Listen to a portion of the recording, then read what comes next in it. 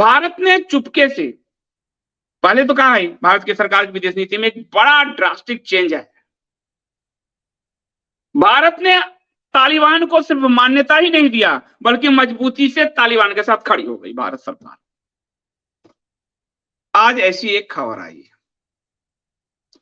और ये खबर आई है, खबर मैं आपको दिखा दूं, उससे पहले मैं उसको मिंटू को कह रहा हूं कि वो एक कागज भी मैं आपको भेज दे रहा हूं कि ये आपको पीटीआई ने ये कागज जो है जारी किया है। ये कागज है एम्बेसी ऑफ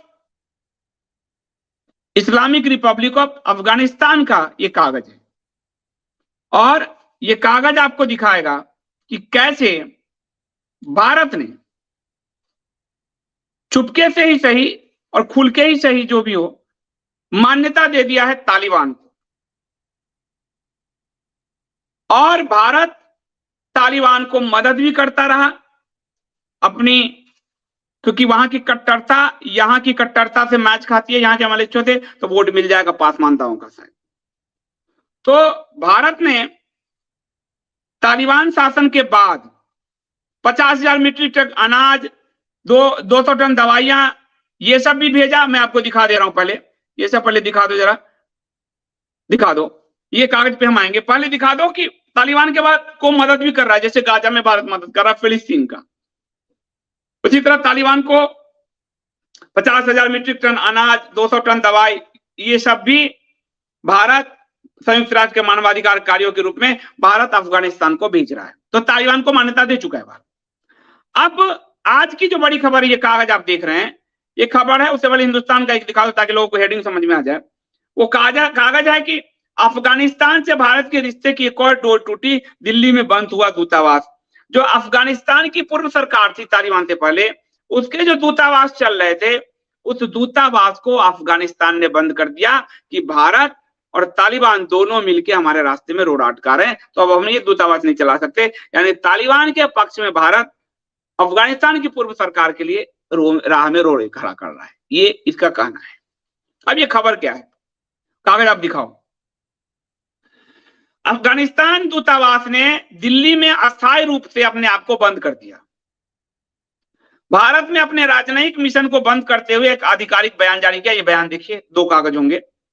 दूतावास ने कहा कि भारत सरकार से मिल रही लगातार चुनौतियों के कारण, भारत सरकार से मिल रही लगातार चुनौतियां, यानी अफगानिस्तान के पूर्व सरकार के राजदूत को के समक्ष भारत चुनौती खड़ा कर रहा है। क्यों? क्योंकि भारत तालिबान के पक्ष में। तो भारत सरकार से मिल रही लगातार चुनौतियों के कारण 23 नवंबर 2023 से यह प्रभावी हुआ है। 23 नवंबर यानी कि आज 24 नवंबर है, कल से दूतावास द्वारा 30 सितंबर को परिचालन बंद करने के बाद यह निर्णय लिया गया है। तो दूतावास ने कहा कि पिछले 2 वर्षों और 3 महीने में भारत में रहने वाले अफगानी लोगों की संख्या में गिरावट आई है। अफगान शरणार्थी छात्रों और व्यापारियों के देश छोड़ने के साथ 21 के बाद से यह संख्या लगभग आधी हो गई है। इस अवधि के दौरान बहुत सीमित वीजा जारी किए गए हैं। तालिबान ने कहा कि अफगानिस्तान ने कहा कि तालिबान द्वारा नियुक्त और राजनयिकों की उपस्थिति और काम करने के निर्णय को उचित ठहराने के लिए हमारी छवि को खराब करने और राजनयिक प्रयासों में बाधा डालने के प्रयास किए गए। यानी तालिबान द्वारा नियुक्त और राजनयिकों की उपस्थिति और काम करने के निर्णय को उचित ठहराने के लिए तालिबान ने जो अपने अधिकारी यहाँ नियुक्त किए, उसकी नियुक्ति को सही ठहराने के लिए अफगानिस्तान के पूर्व आरोप लगाए इन्होंने कि हम लोगों के प्रयास में बाधा डाल रहा है। कौन? भारत, तालिबान के पक्ष में, और तालिबान उधर डाल रहा है, भारत इधर डाल रहा है। तो इस चुनौतियों का सामना करते हुए हमारी प्रतिबद्ध टीम ने सबसे कठिन परिस्थिति में प्राथमिकता देते हुए काम किया है, और भारत में अफगान का अब कोई राजनयिक नहीं है।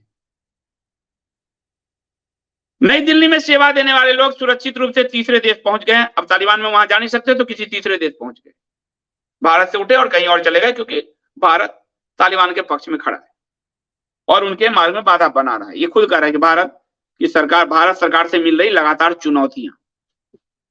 दूतावास ने अपने विज्ञप्ति के माध्यम से बताया कि भारत में मौजूद एकमात्र व्यक्ति तालिबान से जुड़े राजनयिक हैं। भारत में जो एकमात्र व्यक्ति राजनयिक है अफगानिस्तान का, वो तालिबान का व्यक्ति है भारत।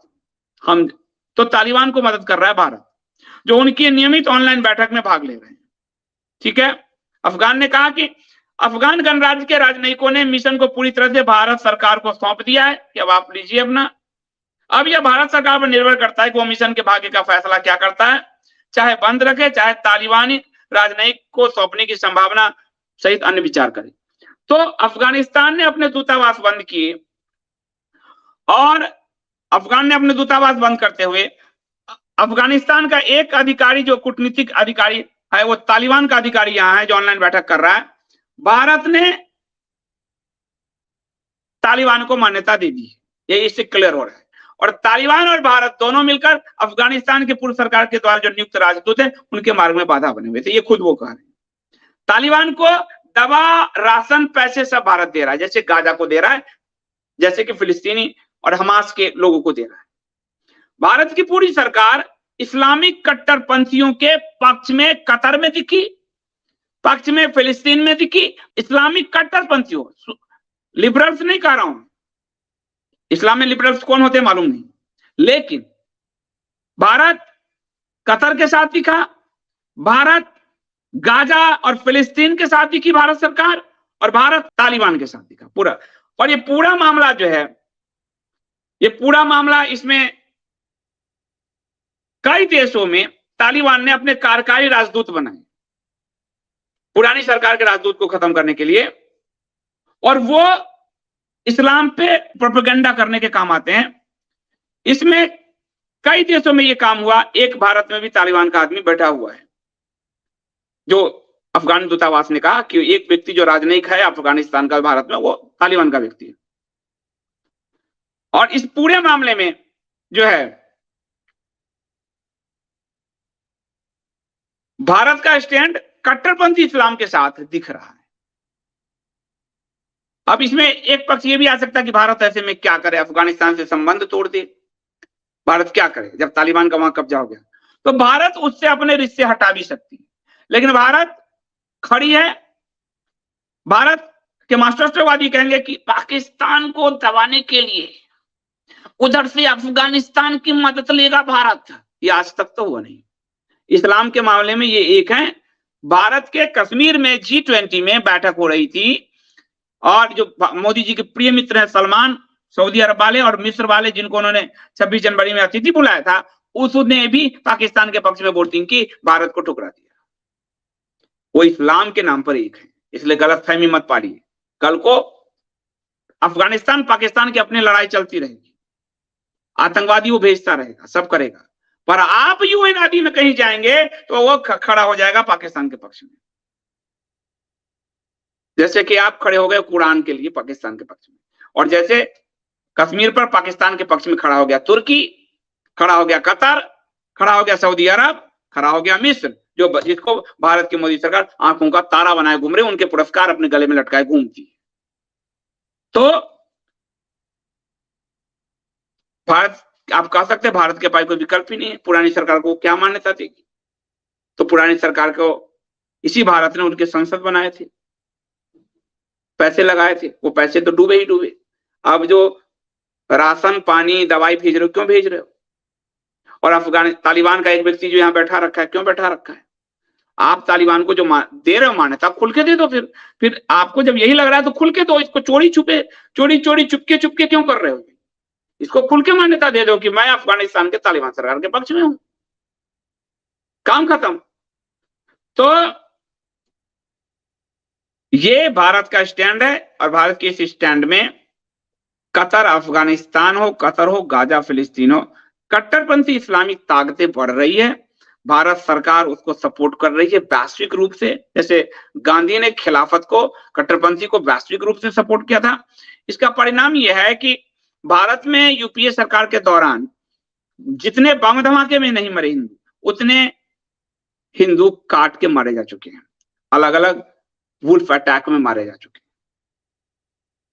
लेकिन इससे आपको सूचना नहीं मिलती। उससे ज्यादा यूपीए सरकार का डबल, हमारे लगभग आरटीआई से सूचना मिली है कि डबल फौजी हमारे मारे जा चुके हैं, हमारे जवान बलिदान हुए हैं। 578 बलिदान हो चुके हैं मोदी सरकार आने के बाद हमारे जवानों का। 578 कट्टरपंथी इस्लाम से ही, पाकिस्तान आदि से 578 जवानों का बलिदान हो चुका है।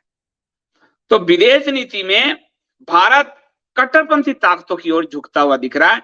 क्यों? इसके कारण है, पहला यहाँ का वोट बैंक, जिसको पसमानदा करके सहलाकर वोट लेने की तैयारी मोदी सरकार, क्योंकि उसको मालूम है 10 साल हो चुके, हिंदू जो चाहते थे वो हम दे नहीं पाए, उनको हमने राम मंदिर का झुंझुना थमाया, वो भी हमने मुसलमानों से काम करवाए हैं, उनको ही 5 एकड़ दिलवाए, फैसला सुप्रीम कोर्ट का क्रेडिट हम लिए, 370 में भी हमने झोल मारे हैं। तो एक कट्टरपंथी मुसलमानों का वोट चाहिए, वो नेहरू को भी चाहिए था, वो गांधी को भी चाहिए था सपोर्ट, वो इंदिरा गांधी को भी, राजीव को, मोदी उसी लाइन पे, वो कोई अलग नहीं। पुराने सोनिया गांधी भी और मुलायम सिंह भी जो है आपको जामा मस्जिद से फतवा पढ़वा लेते थे, ये भी यही काम करवा रहे हैं। तो कट्टरपंथी इस्लाम को भारत सरकार की विदेश नीति में कट्टरपंथी इस्लाम को सपोर्ट दिख रहा है, यह स्पष्ट है, ताकि यहाँ के मुसलमान उस कट्टरपंथ से खुश होकर उनको वोट करें। और इसलिए यहाँ की पॉलिसीज में कट्टरपंथी मुसलमानों के लिए पॉलिसी ज्यादा ओपन है। करीब 40%, 35-40% संसाधन पर उनको कब्जा दिया जा चुका है, ये क्लियर है आपको। IST क्या कंटेंट फॉर चेंज के मल्ल चित्रपतिकरण में जाइए और सारे दस्तावेज पढ़े, भाजपा द्वारा ही सारे जो पोस्टर बैनर सब बनाए गए सब आपको दिया गया है। दूसरा, क्योंकि भारत इस दौर में, भारत की पूरी विदेश नीति स्वतंत्र नहीं रह गई, वो अमेरिका की पिछलग्गू है। तो चूंकि अमेरिका अफगानिस्तान को के तालिबान को सपोर्ट करता है, तो भारत भी कर रहा है। क्योंकि अमेरिका इजराइल को तो सपोर्ट करता है, लेकिन फिलिस्तीन के लिए भी टू टू पू पू करता रहता है, तो भारत, कतर, तो भारत का स्वतंत्र विदेश नीति दांव पे है। आज रशिया भी अब पाकिस्तान की तरफ झुकता हुआ दिख रहा है, जो कल आपको न्यूज दिया था। तो ये बहुत बड़ा चेंज है भारत की विदेश नीति में, कि भारत का विदेश नीति कट्टरपंथी इस्लाम की तरफ, उन इस्लामिक देशों की तरफ, उन संस्थाओं की तरफ झुकता हुआ दिख रहा है। इसलिए भारत के लिए आतंकवादी संगठन तालिबान भी अब स्वीकार्य है और हमास भी स्वीकार्य है, क्योंकि हमास पर अभी तक भारत ने बैन लगाने की बात नहीं की, जबकि लश्कर पर हमारे जो कल आपको खबर दिया, इजराइल ने बैन लगा दिया है।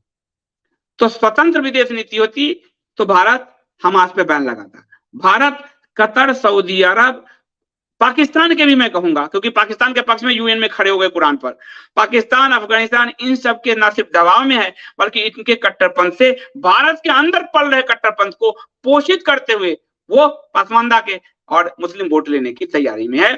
और वर्ल्ड जो 57 देश यदि खलीफा मान लेंगे इनको, तो विश्व लीडर बन जाएंगे। हिंदुओं का कोई देश है नहीं, हिंदू नेता बनने का कुछ फायदा है नहीं, वो बाबा जी का ठुल्लू ही है हिंदू नेता होना। इसलिए ये इस नीति में स्पष्ट दिख रही है।